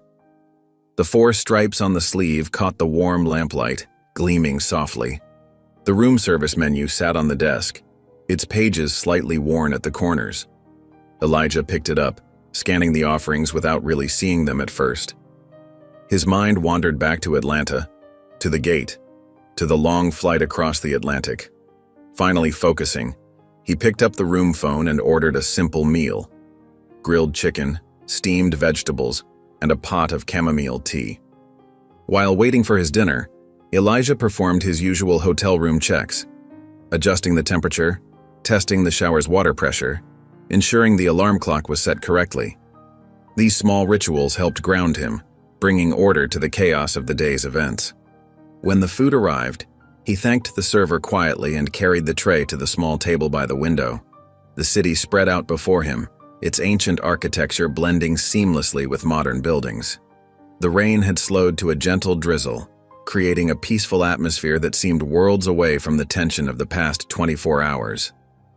After eating just enough to satisfy his hunger, Elijah finally allowed himself to sink into the bed. The mattress welcomed him, cradling his tired body. He closed his eyes, listening to the soft patter of rain against the window and the distant hum of the city below. Just as his muscles began to relax, a gentle knock at the door pulled him back to alertness. Years of training kicked in. Even exhausted, his movements were precise as he rose to answer it. A young man in a courier's uniform stood in the hallway, holding a sealed manila envelope. "Special delivery for Captain Moore," he said, his Swiss accent careful around the English words. "Signature required, please." Elijah signed the electronic pad and accepted the envelope. It felt light in his hands, but somehow carried a weight beyond its physical presence. The return address was simply marked Carter, written in hurried but clear handwriting. Back inside the room, Elijah sat on the edge of the bed, studying the envelope for a moment before carefully breaking the seal. Inside, he found 2 items: a handwritten note on hotel stationery and a printed photograph. He unfolded the note first, the paper crisp between his fingers. Carter's words flowed across the page in neat, deliberate strokes. "I never imagined a black man in your seat, but I'm thankful now I have. I'm staying in this job, not to guard gates, but to open them. Jump seat, 39K feet, still learning." The simplicity of the message carried more weight than 1,000 apologies could have. Elijah read it twice, letting the words sink in. Then he turned his attention to the photograph. The image captured a moment from their flight that Elijah hadn't been aware of. Someone, perhaps a crew member, had taken it without his knowledge. In the photo, Elijah sat at the controls, his profile illuminated by the soft glow of instrument panels and starlight. His expression showed complete focus and calm competence, hands resting naturally on the controls. Behind him, Carter sat in the jump seat, his face a study in contemplation. The photo had caught him in a moment of deep thought, his earlier rigid posture replaced by something more open, more questioning. The contrast between the 2 men told its own story, one of authority earned through years of excellence, the other of assumptions being quietly dismantled at 39,000 feet. Elijah reached for his flight bag, pulling out his well-worn logbook. The leather cover was soft from years of handling, the pages filled with careful notations of countless flights. Tucked into the front pocket was a photograph of his daughter, her smile bright and confident in her college graduation cap and gown. With careful movements, he placed Carter's note alongside his daughter's photo. The juxtaposition struck him, his daughter's future and Carter's awakening, both representing different kinds of progress, different kinds of hope. A faint smile crossed Elijah's face, the first genuine one since the flight began. It wasn't a smile of triumph or vindication, but something quieter, an acknowledgement that sometimes change comes not in grand gestures, but in small moments of understanding at 39,000 feet. Outside the hotel window, Zurich lay peaceful under its gray evening sky. The ancient city had seen centuries of change, of barriers broken and minds opened. Now it witnessed another small step forward, marked by a note in a pilot's logbook and a photograph of two men in a cockpit. Elijah closed his eyes in silence, letting the quiet of the room envelop him. The rain continued its gentle rhythm against the window, a soft lullaby for a day that had started with confrontation and ended with the possibility of change.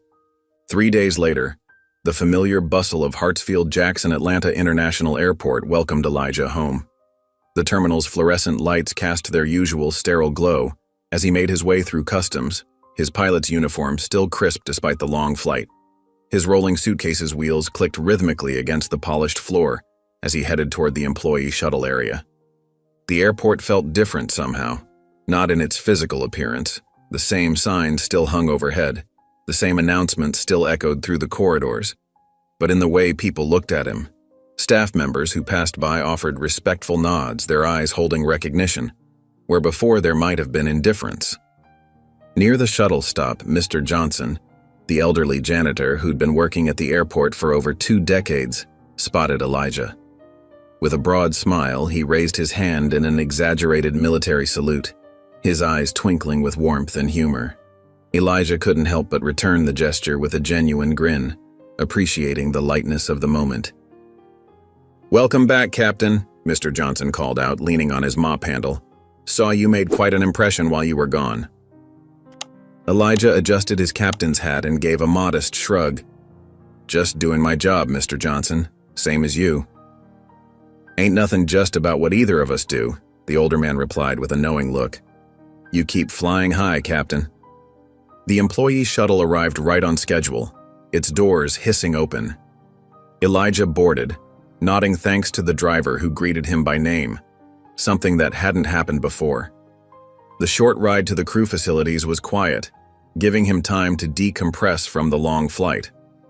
When he reached the crew lounge, Elijah expected the usual scene. Pilots and flight attendants catching quick naps between flights, others hunched over tablets reviewing flight plans, all of them wrapped in their own worlds. Instead, he found himself walking into something entirely different. A small group of flight trainees stood near the coffee station, their uniforms still showing the telltale stiffness of new fabric. There were 6 of them, 3 women and 3 men, representing a diversity that would have been unthinkable when Elijah first started flying. They straightened up as he entered, their conversations falling silent. One of the trainees, a young woman with close-cropped hair and determined eyes, stepped forward. Her hands fidgeted slightly with the sleeve of her uniform, but her voice was steady when she spoke. "Captain Moore," she said, managing to sound both professional and awestruck. We all saw the video. We just wanted to say thank you." She glanced back at her colleagues, who nodded in encouragement. "You made us believe we belong here." Elijah took in their faces, eager, hopeful, carrying the same dreams he'd held when he first stepped into a cockpit. He saw in them the same fire, the same determination to prove themselves in an industry that hadn't always welcomed people who looked like them. He didn't need many words. Sometimes the simplest truths carried the most weight. "Fly right," he said, his voice carrying the wisdom of 15 years in the sky. "Fly steady." The trainees absorbed his words like a mantra, their postures straightening almost unconsciously. One of them, a young man with features that suggested South Asian heritage, spoke up. "Sir, we've started a study group. We meet 3 times a week to review procedures and support each other through training. Would you maybe consider stopping by sometime?" Before Elijah could respond, his phone buzzed in his pocket. He held up one finger, asking for a moment as he checked the notification. It was an internal airline memo, marked as priority. His eyes scanned the contents quickly, and something in his expression must have changed because the trainees leaned forward slightly, curious. The memo was brief but significant. Carter had formally requested a transfer to the Airline Diversity Recruitment Division. Below that information was a line that made Elijah pause. Carter's name was now listed as a key coordinator for an upcoming initiative titled Widening the Skies. Elijah looked up from his phone to find the trainees still watching him expectantly. In their faces, he saw the future of aviation, a future that might just be a little more open, a little more fair than the one he'd faced. The weight of the memo in his pocket felt like a small victory, not just for him, but for everyone who'd ever been told they didn't belong in the cockpit. The young woman who'd spoken first was still waiting for his answer about the study group. In her eyes, Elijah saw the same determination he'd carried through his own training years, the same need to prove herself worthy of the sky. He saw the same fire that had kept him going through every checkpoint, every suspicious glance, every subtle dismissal. The crew lounge's fluorescent lights hummed overhead, casting their steady glow over the scene. Outside the windows, planes continued their eternal dance of takeoffs and landings, their lights piercing the Georgia sky. The familiar sounds of the airport, announcements, distant jet engines, rolling luggage, created a backdrop to this moment of quiet significance. In this space, surrounded by the next generation of aviators who saw in him a path forward, Elijah felt the weight of both progress made and progress yet to come. The video that had captured his confrontation with Carter had done more than go viral.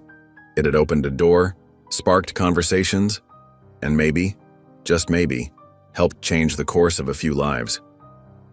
The memo about Carter's transfer sat in his phone like a quiet affirmation that sometimes change was possible. That sometimes a single flight across the Atlantic could bridge more than just physical distance. That sometimes the sky really was the limit, not just for some, but for everyone who dared to reach for it. Later that week, the familiar rhythm of Hartsfield-Jackson International Airport pulsed through its terminals as Elijah Moore went through his pre-flight routine. His uniform was pressed to perfection, his captain's stripes gleaming under the fluorescent lights. The weight of his flight bag felt comfortable on his shoulder as he made his way toward the gate, his logbook tucked securely inside. This time, as he approached Gate B-22, the same gate where everything had changed just days ago, the atmosphere was noticeably different. No tension hung in the air. No suspicious glances followed his movements. Instead, a young gate marshal, barely in his 20s, straightened up as Elijah approached. "Good morning, Captain Moore," the marshal said, his voice carrying genuine respect. "We've heard a lot about you, sir." His eyes sparkled with admiration as he gestured toward the jet bridge. Elijah nodded, a small smile playing at the corners of his mouth. The marshal efficiently checked his credentials, a standard procedure now performed with professional courtesy rather than suspicion. The process took mere seconds, exactly as it should. As he walked down the jet bridge, Elijah could hear the familiar sounds of pre-boarding preparations, the hum of the aircraft's auxiliary power unit, the clatter of catering carts, the muffled voices of the ground crew. These sounds had been the soundtrack to his career for 15 years, but today they seemed to carry a different note. One of progress, however small. Stepping into the aircraft, Elijah was greeted by the cabin crew with their usual warmth, though now there was an added layer of respect in their eyes. He made his way to the cockpit, his steps measured and confident. As he entered, he found someone already there, a young black woman in a crisp first officer's uniform, running through the pre-flight checklist with methodical precision. She looked up as he entered, and her face broke into a bright smile. Despite her professional demeanor, there was an unmistakable excitement in her eyes, the kind that came from achieving a long-held dream. "Captain Moore," she said, standing to greet him. "First Officer Harper Bennett, it's an honor to fly with you today." Elijah set his flight bag down and extended his hand.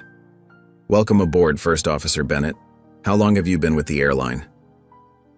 Harper's posture remained professional, but her voice carried a hint of emotion as she replied, "Just completed training last month, sir, but I've been dreaming of this seat since I was 10. She ran her hand along the edge of the control panel with reverence. Elijah watched her familiar gesture. He'd done the same thing countless times in his early days. "Then make it your own," he said warmly. "This is where you belong." Through the cockpit window, they could see the bustling terminal. Near the main concourse, a new recruiting banner hung prominently, its colors bright against the terminal's neutral walls. The banner showed diverse faces in airline uniforms with bold text promoting aviation careers. Standing beside it was Carter, looking different in a well-fitted suit rather than his marshal's uniform.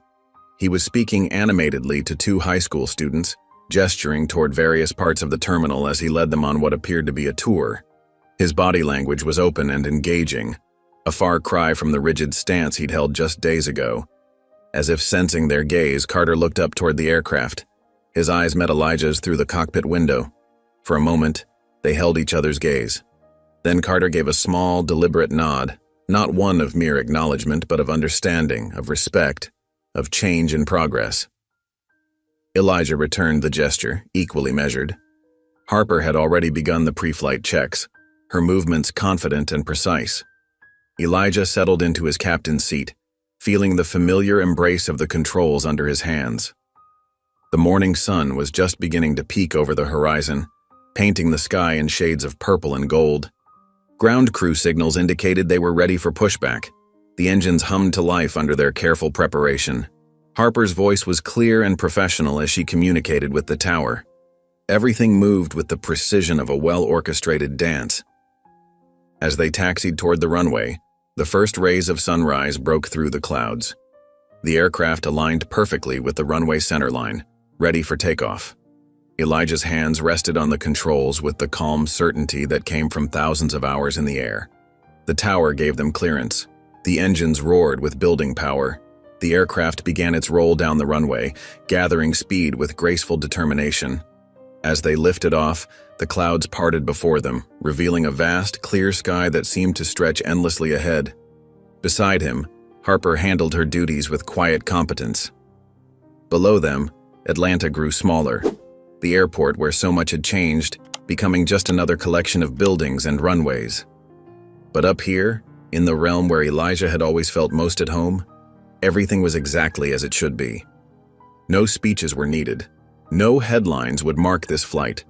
This was simply a captain and his first officer doing what they were trained to do, flying steady and true through the morning sky. Elijah's fingers rested lightly on the controls, his presence in the cockpit a quiet but powerful testament to progress. The sky ahead was clear and boundless, stretching out before them like an open invitation.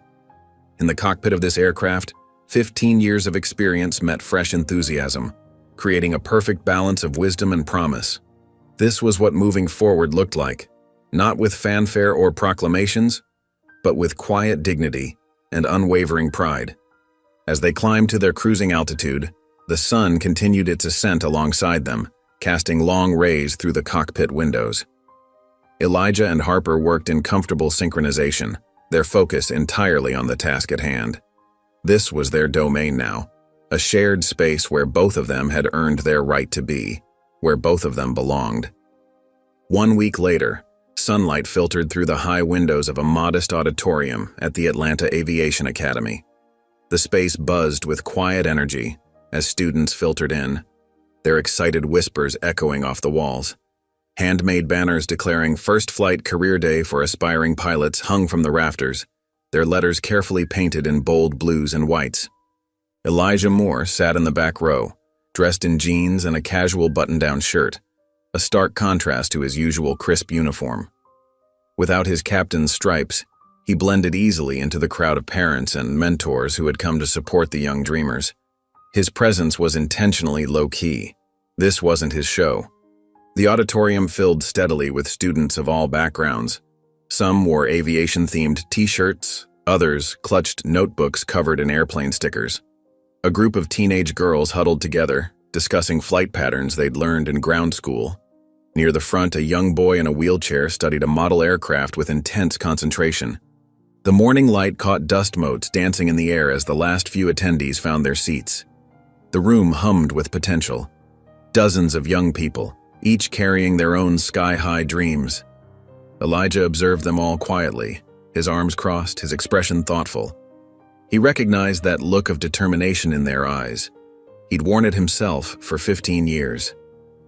Carter appeared at the podium, looking different from the rigid marshal who had stood in Elijah's way just days ago. He wore a simple suit, his posture more relaxed but still professional. Gone was the defensive stance, replaced by something more open, more genuine. He adjusted the microphone, cleared his throat, and began to speak. "Good morning," Carter said, his voice steady and clear. "I'm not here to talk about viral videos or social media moments. I'm here to tell you about excellence, about dedication, about what it means to show up every day, year after year, and prove yourself through actions rather than words." The students settled in their seats, attention caught by his directness. Carter didn't mention his own role in recent events. Instead, he began to tell a story, Elijah's story, but not the one that had made headlines. 15 years ago, a pilot began his journey, Carter continued. He didn't ask for special treatment. He didn't demand attention. He simply showed up every day and flew with precision that went beyond excellence. He logged extra hours, he studied harder. He faced challenges with a quiet dignity that some of us are only beginning to understand. From his seat in the back, Elijah remained still, his expression unchanged. This wasn't about him, not really. It was about something larger, something growing in the cracks of an old system. Carter spoke about pre-dawn flights and midnight landings, about weather challenges and technical expertise. He detailed the years of constant proving and reproving, the weight of unspoken expectations, the burden of being both exceptional and invisible at the same time. The students leaned forward in their seats, caught up in the narrative. A young girl with braids scribbled furiously in her notebook. Two boys in the middle row exchanged knowing glances, their own dreams reflecting in their eyes. "This isn't just about flying planes," Carter explained, his voice carrying to every corner of the room. "It's about persistence, about maintaining your course when headwinds try to push you off track, about knowing your worth even when others question it." He spoke about emergency landings handled with calm precision, about thousands of passengers carried safely through storms, about a career built on quiet competence rather than loud declarations. The students absorbed every word, their faces showing a mix of inspiration and determination. In the back row, Elijah uncrossed his arms and leaned forward slightly. He wasn't here for recognition. His presence was about witnessing something else, the slow but steady turning of a tide. Each young face in that room represented a possible future, a chance for aviation to become what it always should have been, a sky open to everyone with the skill and dedication to fly. Carter's voice grew stronger as he continued. Every time this pilot took to the sky, he wasn't just flying a plane, he was opening a path, creating possibilities, proving that excellence knows no color, that skill has no gender, that the sky belongs to anyone brave enough to reach for it. The students sat transfixed. A teenager in a wheelchair gripped his armrests tightly, his eyes shining with possibility. A girl wearing a hijab nodded slowly, recognition dawning in her expression. These weren't just words they were hearing. They were permissions they'd been waiting for, confirmations they'd been seeking. As Carter concluded his speech, the room remained hushed for a moment before erupting into applause. Students began standing, their enthusiasm infectious. Some wiped tears from their eyes, others exchanged determined looks with their friends. Carter stepped away from the podium, his own composure slightly shaken by the response. As he walked toward the exit, he caught sight of Elijah standing quietly by the door. Their eyes met across the space that separated them, a space that seemed smaller now than it had been a week ago. They didn't move to shake hands. No grand gestures were needed. Instead, they shared something quieter but more meaningful, a nod of mutual understanding, of acknowledgement, of respect earned rather than demanded. "I've still got a lot to learn," Carter said softly. His words meant only for Elijah's ears. Elijah's response came with the same quiet certainty that had carried him through 15 years in the sky. "Then you're on the right path." Outside the auditorium, students began lining up excitedly for their turns in the cockpit simulators. Each wore a small pin that caught the morning light. Let him fly. But these weren't just words on a pin anymore. They were a promise, a commitment, a future taking shape in real time. The autumn breeze carried the familiar scent of jet fuel and crisp leaves across the small park near Hartsfield-Jackson International Airport. Elijah Moore sat on a weathered wooden bench, his pressed uniform standing out against the casual backdrop of the recreational area. Above him, planes carved white trails through the crystal-clear Georgia sky, their paths intersecting like celestial roads. Between flights, these quiet moments had become his sanctuary. The bench, positioned perfectly under a spreading oak tree, offered both shade and an unobstructed view of the takeoff patterns. His flight bag rested beside him, the leather worn smooth from years of faithful service. With practiced care, Elijah reached into his bag and withdrew his logbook. The notebook's cover had softened with age, its corners gently rounded from countless openings and closings. Unlike the sterile digital logs that most pilots now kept, this one held more than just flight hours and technical notes. He opened it slowly, letting the pages fall naturally to reveal 3 treasured items. The first was a photograph of his daughter, caught mid-laugh at her high school graduation. Her eyes sparkled with the same determination he saw in the mirror each morning. The picture's edges had softened from frequent handling, but the joy in her expression remained undimmed. Next to it lay Carter's letter, the paper now showing gentle creases where it had been folded and unfolded many times. The handwriting remained clear. "I never imagined a black man in your seat, but I'm thankful now I have. I'm staying in this job not to guard gates but to open them. Jump seat, 39K feet, still learning." The words carried more weight now than they had months ago, transformed from an apology into a promise kept. The third item made the corners of his mouth twitch upward slightly. A crayon drawing, carefully folded, showed a stick figure in a pilot's uniform standing beside an impossibly large airplane. The title, written in a child's unsteady hand, proclaimed Captain Sky Hero in bright blue letters. The young artist in Zurich had captured something beyond the uniform and the aircraft. There was a dignity in the simple drawing that spoke volumes. Above him, a Boeing 787 began its climb into the morning sky, its engines humming a familiar song. Elijah watched it rise, tracking its ascent with the practiced eye of someone who had made that same journey countless times.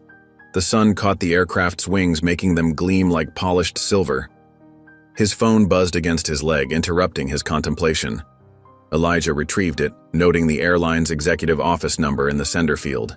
The email's subject line read, Pilot Mentorship Program, Leadership Request. Opening the message, he read through the carefully worded proposal. The airline wanted to establish a comprehensive mentorship program for underrepresented pilots, focusing on support and development from training through command qualification. They wanted him to co-lead the initiative. Elijah set the phone down on the bench beside him, his expression remaining neutral. He didn't smile. Instead, he took a deep breath, letting the air fill his lungs completely before releasing it slowly. The weight of the request settled around him like a familiar jacket. In the distance, one of the newer Airbus models began its takeoff roll. Elijah watched as it accelerated down the runway, its sleek form embodying all the advances in modern aviation. The aircraft lifted off smoothly, climbing with graceful precision into the morning sky. Its ascent was clean, steady, purposeful, everything a takeoff should be. The plane's path traced a perfect arc through the blue, representing not just technological progress, but the possibility of other kinds of advancement. Each new aircraft that took to the skies carried with it the potential for change, for opening doors that had long been closed. Standing up, Elijah gathered his belongings with practiced efficiency. He tucked the logbook back into his flight bag, each movement deliberate and precise. The weight of the bag felt right in his hand, a constant companion through years of service and change. As he began walking toward the shuttle stop, a young black girl playing near the park's edge spotted him. Her eyes widened with recognition, and she tugged excitedly at her mother's sleeve.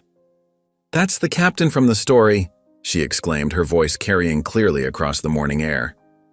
Elijah turned slightly, offering her a small wave.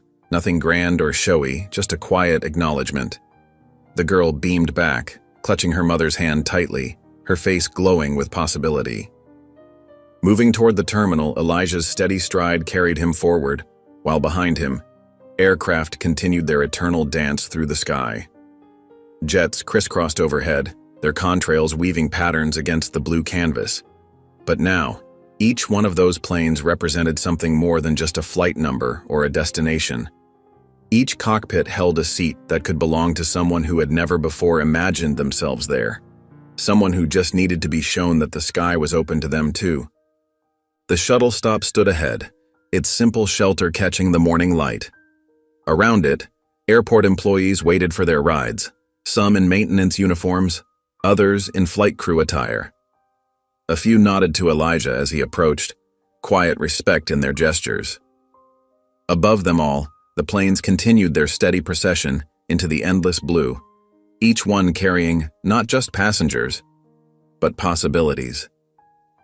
If you enjoyed the story of Elijah, I handpicked this next story that you will enjoy. If you enjoyed the story of Elijah, I handpicked this next story that you will enjoy. Please don't miss this one. Click here to watch it.